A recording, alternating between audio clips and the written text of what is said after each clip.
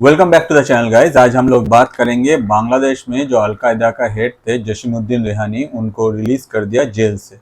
तो प्रेजेंटली अगर हम लोग देखें, जब से बांग्लादेश में इंटरिम गवर्नमेंट फॉर्म हुआ है, हम लोग का एक्सपेक्टेशन था कि हो सकता है कि बांग्लादेश फिर से अपना जो पुराना ट्रैक है उसमें वापस आ जाए। मगर जो कंडीशन है बांग्लादेश का, इसमें दिखता नहीं है कि इंटरिम गवर्नमेंट अपने तरफ से कुछ एक्टिव स्टेप ले रहा है जिससे जो प्रॉब्लम है बांग्लादेश में वो प्रॉब्लम एक एक करके रिजॉल्व हो। ऑन द अदर साइड अगर देखा जाए, जो बांग्लादेश का प्रॉब्लम है वो धीरे धीरे बढ़ता ही जा रहा है। बहुत सारे प्रॉब्लम में से कुछ जो प्रॉब्लम है वो काफ़ी कॉमन है। फॉर एग्जांपल बांग्लादेश का इकोनॉमी, बांग्लादेश में हिंदू के ऊपर जो अत्याचार किया जा रहा है वो। ऑन द अदर साइड अगर देखा जाए, एक और प्रॉब्लम बांग्लादेश गवर्नमेंट या फिर बांग्लादेश का जो इंटरिम गवर्नमेंट है उनके वजह से ग्रो कर रहा है, जो कि बांग्लादेश में जो टेररिस्ट है या फिर बांग्लादेश में जो भी जेल में कोई इलीगल पर्सन जिसको कैप्चर किया गया था, कोई जो लीडर जो कोई गलत प्रोपोगंडा फैला रहा था, सबको जेल से एक एक करके बांग्लादेश जो इंटरिम गवर्नमेंट है वो लोग छोड़ दे रहे हैं। आज के डेट में अगर हम लोग देखें, बांग्लादेश में ये जो अलकायदा का हेड था जसीमुद्दीन रेहानी, उनको भी छोड़ दिया गया है। और पास्ट में अगर हम लोग देखें, बीएनपी के जो लीडर्स थे उन लोगों को एक एक करके छोड़ा गया है। बीएनपी के जो खालिदा जिया है उनके अगेंस्ट में डिफरेंट टाइप ऑफ केसेस भी था, जिस केस के वजह से उनको जेल में रखा गया था। On the other side Bangladesh का प्रेजेंटली जो इंटरिम गवर्नमेंट है ये कुछ भी नहीं मान रहा है, कोई भी कोर्ट का प्रोसीड्योर या फिर ऐसा कुछ नहीं हो रहा है। जिसको मन चाहे जब चाहे वो लोग अपने तरफ से छोड़ दे रहे हैं। फॉर एग्जाम्पल खालिदा जिया, अगर हम लोग देखें पास्ट में एक टाइम में खालिदा जिया बांग्लादेश के पीएम थे, जिस टाइम में बांग्लादेश में ये जो टेररिस्ट रिलेटेड एक्टिविटी था ये काफ़ी बढ़ गया था। ऑन द अदर साइड जब 2009 में बांग्लादेश में शेख हसीना का गवर्नमेंट फॉर्म हुआ तो उन्होंने अपने तरफ से काफ़ी कठोर स्टेप लिया और ये जो टेररिज्म है इसके अगेंस्ट में वो खड़ा हुआ, जिसके वजह से डिफरेंट टाइम में अगर हम लोग देखें, बांग्लादेश में डिफरेंट लोकेशन में ये जो टेररिस्ट है इन लोगों को पकड़ के जेल में डाला गया था एक एक करके। और अगर देखा जाए 2009 से पहले का जो बांग्लादेश है, उस टाइम में जो टेररिस्ट रिलेटेड एक्टिविटी बांग्लादेश को देखने को मिलता था, 2009 के बाद जो बांग्लादेश था अभी तक, उसमें काफ़ी डिफरेंस था। दोनों में जो मेजर चेंजेस था वो था टेररिज्म, क्योंकि टेररिज्म काफ़ी कंट्रोल में आ गया था जब शेख हसीना ने अपने तरफ से ये स्टेप लिया था और डिफरेंट टाइप ऑफ जो लॉ ब्रेकर्स है उन लोगों को जेल के अंदर डाला गया था। मगर प्रेजेंटली जो इंटरिम गवर्नमेंट है इनको शायद ये अच्छा नहीं लगता। इनको लगता है कि भाई बांग्लादेश में आगे जाकर और भी अशांति हो, जिसके वजह से विदाउट एनी लॉ को फॉलो किए हुए इन लोगों को एक एक करके छोड़ा जा रहा है।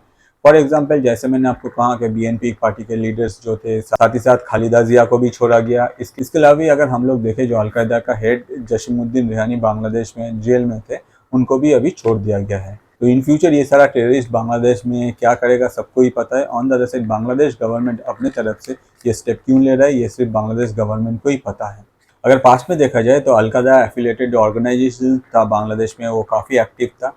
डिफरेंट टाइम में ये लोगों को अरेस्ट किया गया, जैसे मैंने कहा कि शेख हसीना के टाइम में डिफरेंट टाइप ऑफ अरेस्ट भी हुआ था, जिसके वजह से जो टेररिज्म रिलेटेड एक्टिविटी था वो बांग्लादेश में घट गया। ऑन द अदर साइड अगर देखा जाए, ये सारा जो संगठन था इन लोगों का जो चीफ था बांग्लादेश में वो था आपका जसीमुद्दीन रेहानी। तो इनको भी अरेस्ट किया गया था जब शेख हसीना बांग्लादेश के पीएम थे। अगर हम लोग इनका पास देखें तो हम लोग को पता चलता है ये जो है ये एक स्पीचर्स थे, मतलब ये हमेशा जो यूथ है उन लोगों को हमेशा जाके स्पीच प्रोवाइड करते थे, मेनली जो इस्लामिक स्पीच है वो, जिसमें ये लोग हमेशा कोशिश करते हैं जो यूथ है उन लोगों को रेडिकलाइज किया जाए और उन लोगों को आगे जाके ब्रेन वॉश करके उन लोगों को डिफरेंट जो एक्टिविटी है उनमें इन्वॉल्व किया जाए, जो कि आगे जाके जो टेररिस्ट रिलेटेड एक्टिविटी है उनमें पार्टिसिपेट करे बांग्लादेश में या फिर बांग्लादेश के बाहर में। जसीमुद्दीन रेहानी ने अपने तरफ से बांग्लादेश का जो यूथ था, अराउंड अबाउट 3000 से 4000 यूथ को अपने तरफ से स्पीच दिया और उन लोगों को रेडिकलाइज किया। आगे जाके उन लोगों को अफगानिस्तान में भेजा गया, जहां उन लोगों का ट्रेनिंग हुआ और ट्रेनिंग होने के बाद उन लोगों को यूएस फोर्स के अगेंस्ट में और नाटो फोर्स के अगेंस्ट में लड़ाई में उन लोगों को यूज़ किया गया। जो लोग वहां बच गए उन लोग को फिर से बांग्लादेश में रिटर्न आए और बांग्लादेश में आके वो लोग अपने तरफ से ये जो टेररिस्ट रिलेटेड एक्टिविटीज़ है, डिफरेंट टाइप ऑफ जो मर्डर्स है, डिफरेंट टाइप ऑफ जो एक्सटॉर्शन है, वही सब शुरू कर दिया था। और ये सब के पीछे जो मास्टरमाइंड थे वो था यही जसीमुद्दीन रेहानी। 1992 में ये जो बांग्लादेशी थे जो लोग अफगानिस्तान में ट्रेनिंग लिया और उसके बाद वार में वो लोग इन्वॉल्व थे, उसके बाद वो लोग बच गए, जो लोग वापस आए वो लोग अपनी तरफ से एक ऑर्गेनाइजेशन फॉर्म किया जिसका नाम रखा हरकतुल जिहाद अल इस्लामी बांग्लादेश। और ये जो ऑर्गेनाइजेशन था इसको हेड करते थे जसीमुद्दीन रेहानी, जो अपने तरफ से डिफरेंट टाइम में डिफरेंट जो यूथ है उन लोग को टारगेट करते थे और अपने स्पीच के द्वारा उन लोग को कन्विंस करते थे, उन लोग का ब्रेन ड्रेन किया जाता, फिर उन लोग को डिफरेंट कंट्रीज़ में भेजा जा रहा था जहाँ उन लोग का ट्रेनिंग होता था। अगर वहाँ ज़रूरत है तो लोग वहाँ जाके जो वार है उसमें इन्वॉल्व हो जाते थे। अगर वहाँ ज़रूरत नहीं है तो फिर से वापस बांग्लादेश में बुलाया जाता था और बांग्लादेश में डिफरेंट टाइप ऑफ जो टेररिस्ट रिलेटेड एक्टिविटी है उनमें ये लोग पार्टिसिपेट करते थे। तो ये सब सुनने के बाद आपको लग ही सकता है कि बांग्लादेश इंटीरियम गवर्नमेंट जो है वो क्यों ये सब कर रहा है। तो क्वेश्चन यही है कि हम लोग को पता है बांग्लादेश में जो भी टेररिस्ट जेल में है वो लोग कितना खतरनाक है बांग्लादेश के लिए, साथ ही साथ जो पड़ोसी कंट्रीज है या फिर दुनिया के लिए। बांग्लादेश का इंटीरियम गवर्नमेंट को चाहिए कि इन लोगों को नहीं छोड़ना। ऑन द अदर साइड इन लोगों के अगेंस्ट में एज पर लॉ जो स्टेप लिया गया वो कम्प्लीटली फॉलो करना, क्योंकि इससे क्या होगा, इससे बांग्लादेश का जो एग्जैक्ट कंडीशन है प्रेजेंटली बांग्लादेश को मेजर जो फोकस करने वो है आपका इकोनॉमी में, साथ ही साथ हिंदू लोगों के ऊपर जो अत्याचार किया जा रहा है उन पे, साथ ही साथ अगर देखा जाए बांग्लादेश का जो मतलब सिटीजन्स हैं उन लोगों को एक बेटर लाइफ कैसे प्रोवाइड किया जाए। On the other side one of the major issue है बांग्लादेश का जो टेक्सटाइल इंडस्ट्री वो पहले जैसा परफॉर्म नहीं कर रहा था, जिसके वजह से इकोनॉमी सबसे ज़्यादा इफेक्टेड है। तो ये सब चीज़ में बांग्लादेश का जो इंटीरियम गवर्नमेंट है उनको ज़्यादा ध्यान देना चाहिए था, मगर बांग्लादेश का जो इंटीरियम गवर्नमेंट है ये अपने तरफ से जो अदर चीज़ है उन पर ज़्यादा ध्यान दे रहा है। फॉर एग्जाम्पल आज के डेट में अगर हम लोग देखें ये जो इशू था कि ये जो एक एक करके टेररिस्ट को बांग्लादेश के जेल से छोड़ा जा रहा है, तो आगे जाके ये नॉट ओनली बांग्लादेश के लिए प्रॉब्लम होगा, ऑब्वियसली ये हम लोग जो इंडिया में है हम लोग के लिए भी प्रॉब्लम होगा, क्योंकि ये लोग क्या करेंगे, लोग अपनी तरफ से कोशिश करेगा डिफरेंट टाइम में क्रॉस बॉर्डर टेररिज्म है उसको इंक्रीज करने में, जिसमें इंडिया जो है one of the major Bangladesh के साथ बॉर्डर शेयर करते हैं लगभग 4000 किलोमीटर के आसपास।